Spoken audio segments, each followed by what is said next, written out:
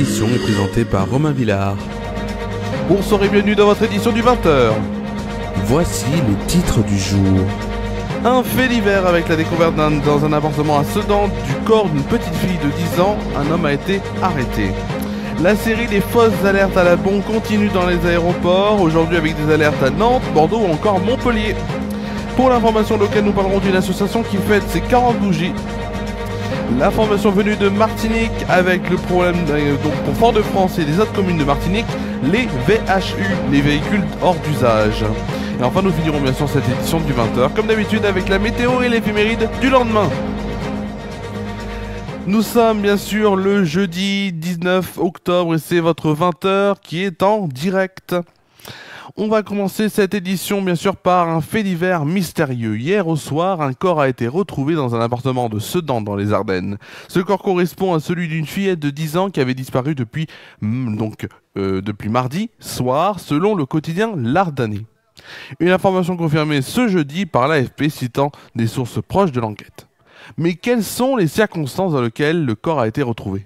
Le corps se trouvait dans un logement situé au-dessus d'un bar dans le centre-ville historique. Il doit être bien sûr formellement identifié. À la suite de cela, un homme a été interpellé par la police judiciaire.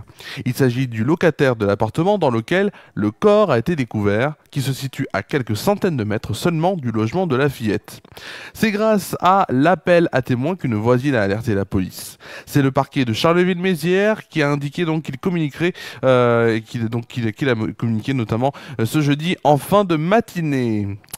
Dans l'actualité également, on peut le dire, bis repetita. 14 aéroports français reçus ce matin de nouvelles menaces d'attentats et à minima 8 aéroports ont procédé à des évacuations face à ces alertes à la bombe. C'est ce qu'a indiqué à l'agence France-Presse une source proche du dossier. Mercredi déjà, on en avait parlé hier, la plupart des grands aéroports français, à l'exception des deux parisiens, ont été temporairement évacués après des menaces. Écoutez l'avis à l'enseignant Dominique Bernard à Arras dans le Pas-de-Calais. Jeudi, donc aujourd'hui, les évacuations concernaient selon une source proche du dossier, les aéroports de Brest dans le Finistère, Carcassonne dans l'Aude, Rennes en Ille-et-Vilaine, Tarbes dans les Hautes-Pyrénées, Bordeaux, Mérignac en Gironde, Béziers dans l'Hérault, Montpellier dans l'Hérault aussi, ou encore Nantes dans la Loire-Atlantique. Contacté par l'AFP, la Direction Générale de l'Aviation Civile confirme que plusieurs aéroports nationaux, dont celui de Nantes, ont reçu ce matin des menaces d'attentats sans pour autant donner de chiffres ni de noms face à une situation fluctuante. Le ministre délégué au transport, Clément Beaune, a réagi sur X, l'ex bien sûr Twitter. Il avait souligné hier soir, les fausses alertes organisées sont dangereuses et inacceptables. Elles sont lourdement sanctionnées jusqu'à 2 ans de prison et 30 000 € d'amende et a prévenu que chaque cas fait l'objet d'un dépôt de plainte par l'aéroport, comme je l'ai demandé à la DGAC. La justice est saisie. L'information locale ce soir, et on va parler dans ce 20h de l'anniversaire de l'association qui fête ses 40 ans, Entraide et Abri. Depuis 40 ans, Entraide et Abri agit sur le territoire nord-ardéchois pour lutter contre la précarité et l'exclusion. L'association qui accompagne plus de 400 personnes dans ces structures, que ce soit Annonay, Saint-Péray, Tournon-sur-Rhône ou encore Toulon. Ces missions vont de l'accueil à l'insertion, de l'accès aux soins à l'hébergement d'urgence. Pour fêter les 40 ans de l'association, la direction a voulu atteindre plusieurs objectifs. Julie Hachom, directrice de l'association, déclare et indique: on voulait proposer un moment festif, mais aussi faire connaître Entraide et Abri, valoriser le travail fait dans les structures et déstigmatiser le public accueilli, lever les préjugés. Pour ce faire, 2 soirées sont prévues, ce soir, en ce moment même, 19 octobre, et demain, le 20 octobre, donc vendredi. En ce moment, donc, le public est attendu à l'inauguration d'une exposition de photographie, ceux qui nous lient à la salle Georges Brassens depuis 18 h. Donc, Julie Hachom détaille que il présente 15 clichés sur ce qui relie les gens entre eux. C'est un outil de déstigmatisation et ça permet de montrer au plus grand nombre le travail de l'association. Les personnes donc accompagnées par cette association, Entraide et Abri, ont participé à la conception des images et posent dans les clichés. Elles ont aussi participé à la préparation de la buvette prévue par l'association. Le vernissage sera suivi d'un concert qui commence dans quelques minutes à 20h30 et l'exposition bien sûr sera ensuite visible à la salle de la Tourette. Alors, le temps de laisser rentrer mon père, qui vient de rentrer. Donc, on va bien sûr parler tout de suite de l'information. On va quand même continuer sur cette information. En traité à Brie, bien sûr, avec demain place au théâtre, donc avec un match d'improvisation qui promet de captiver petits et grands à partir de 20h30 à la salle Georges Brassens. Le match sera assuré par les compagnies des Arsènes, des Givrés et des Miam. Donc, l'objectif de cette soirée est de mélanger les publics et c'est ce que explique toujours Julie Hachom. L'improvisation peut parler à tout le monde et on espère que la soirée impliquera à la fois des curieux et des personnes accompagnées. L'association attend entre 200 et 300 personnes pour chaque soirée et pour le match d'improvisation il faut s'inscrire au numéro de téléphone suivant, le 06 69 24 80 44. Je vous répète le numéro de téléphone, le 06 69 24 80 44. On va tout de suite passer à l'info venue de Martinique, donc avec un énorme problème qui empoisonne le quotidien des municipalités. C'est le problème des voitures hors d'usage qui sont abandonnées sur la voie publique. C'est notamment le cas à Fort-de-France, vu l'étendue de son territoire, d'où l'enlèvement de 27 de ces véhicules donc au quartier Sainte-Thérèse. C'était mardi. L'opération a été coordonnée par le préfet qui a engagé un plan d'action d'action globale concentré sur 3 mois jusqu'au 15 décembre prochain à la demande de la municipalité et des habitants. L'objectif est de réduire le sentiment d'insécurité, contribuer à l'amélioration de la qualité de vie de la population et endiguer la délinquance et les trafics. Des opérations similaires d'enlèvement de véhicules abandonnés et de déchets déposés illégalement sur la voie publique se dérouleront durant ces prochaines semaines, c'est ce que promet la préfecture. En outre, un projet d'implantation d'une nouvelle caméra de vidéoprotection au sein du quartier est également à l'étude. Depuis le début de cette année 2023, près de 700 véhicules hors d'usage ont été dégagés rien qu'à Fort-de-France et c'est quand même beaucoup. Nous allons tout de suite parler de football féminin avec hier deux bonnes nouvelles. La qualification du Paris Saint-Germain sur le score de 3-1 lors du match retour face à Manchester United. Donc avec un doublé de Lake Martens à la 17e et à la 48e minute, puis un but marqué par Sandy Baltimore à la 57e minute. Et l'exploit du jour, ou du moins l'exploit d'hier, vient du Paris FC, donc de la capitaine Gaëtan Tiné. Victoire 2-0 face à Wolfsburg, qui est une très bonne équipe féminine. À la 38e minute, but de Julie Dufour. Et puis à la fin de match, 90e minute, but de Louise Fleury. Les deux clubs donc de la capitale seront en phase de groupe de la Ligue des Champions, des championnes plutôt, puisque c'est la Ligue des champions féminins, on va dire la Ligue des championnes. Elles seront rejointes bien sûr par Lyon, qui donc s'était déjà qualifié, et le tirage au sort sera demain. On va tout de suite passer à la liste des 24 bleus convoqués par Hervé Renard, donc la liste féminine contre la liste c'est pour une double confrontation contre la Norvège. En Norvège le vendredi 27 octobre à 19h et ce sera sur France 4 et en France le mardi 31 octobre ce sera à 21h sur W9. Les gardiennes Solène Durand de Guingamp, Pauline Perromanien de la Juventus et Constance Picot du Paris Saint-Germain. En défenseur, Salma Bacha de l'Olympique Lyonnais, Estelle Cascarino de Manchester United, Elisa de Almeida du Paris Saint-Germain, Sakina Karchaoui du Paris Saint-Germain, Maëlle Lacrard du Montpellier Hérault, Jade Le Gully du Paris Saint-Germain, Gretchen Mbok de l'Olympique Lyonnais et Wendy Renard de l'Olympique Lyonnais.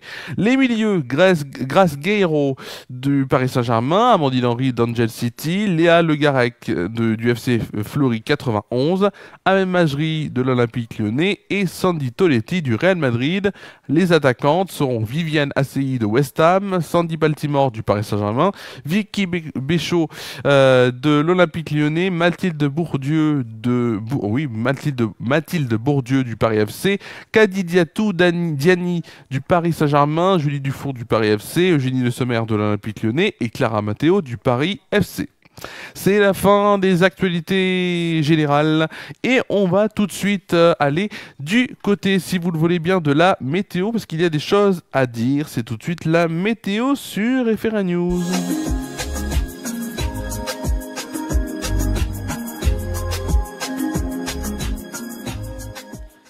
La météo donc de ce 20h et on va commencer déjà par cette image. Vous allez voir dans quelques secondes, Météo France qui a placé à partir de ce soir 21h les départements de l'Isère, de la Drôme, de l'Ardèche, de la Haute-Loire, de la Loire et du Rhône qui sont concernés par un risque de vent violent en parallèle.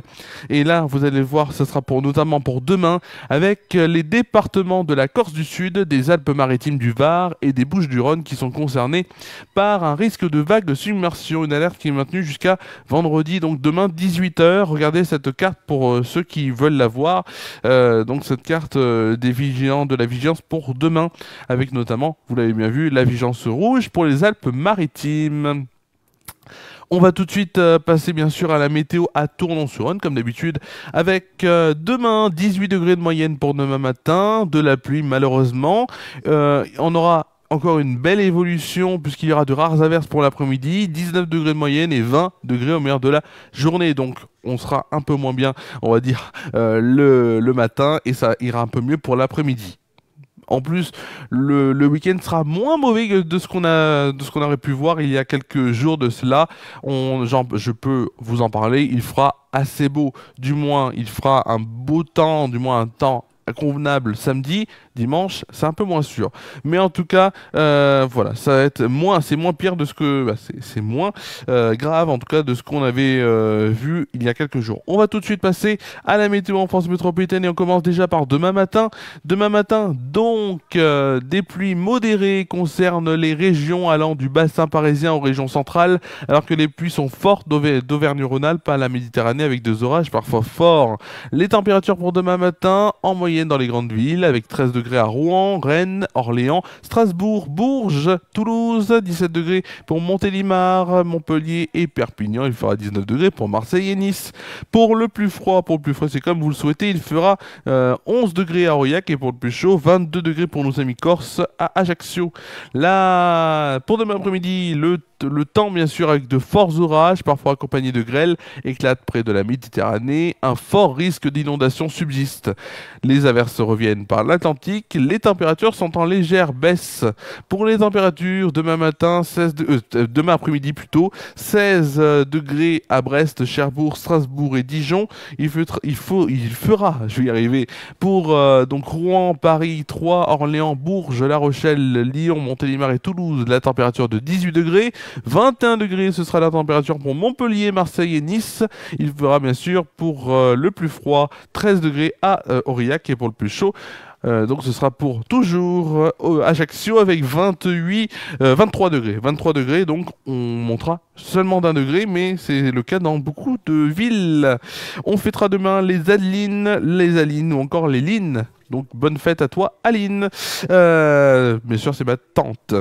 Le soleil se lèvera à 8h18 et se couchera à 18h52. Nous perdrons ainsi 3 minutes de soleil et donc un dicton pour demain. Le dicton pour demain, vous allez me dire c'est lequel? Et bien le dicton c'est le suivant. Le dicton donc, en octobre qui ne fume pas ne récolte rien. Allez, on va tout de suite finir cette météo, donc qui est désormais finie.